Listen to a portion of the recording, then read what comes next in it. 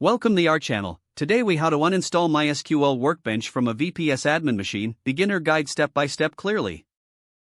To uninstall MySQL Workbench from your VPS admin machine, start by accessing your VPS via SSH.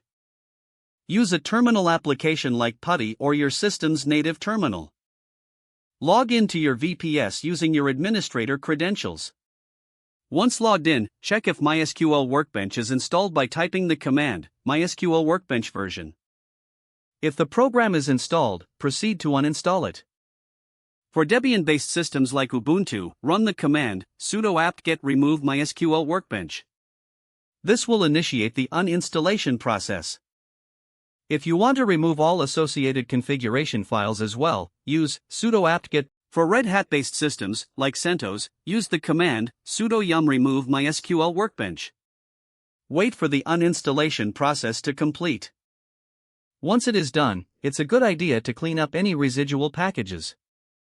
On Debian systems, you can do this with sudo apt-get auto-remove. On Red Hat systems, run sudo yum auto-remove. Finally, verify that MySQL Workbench has been removed by attempting to run the command, MySQL Workbench.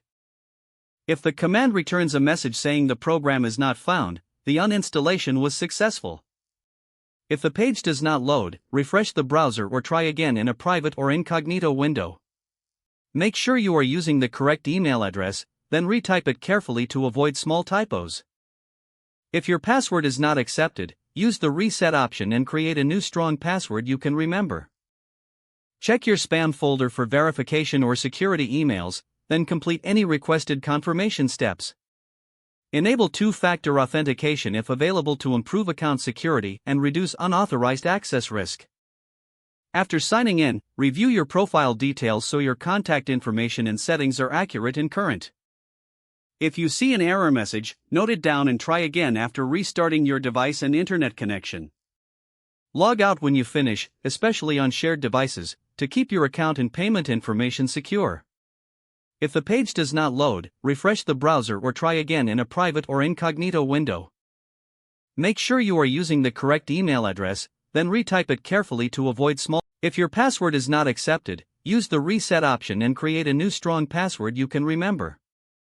Check your spam folder for verification or security emails, then complete any requested confirmation steps. Enable two-factor authentication if available to improve account security and reduce unauthorized access risk. Don't forget to like this video and subscribe to our channel for more step-by-step tech guides.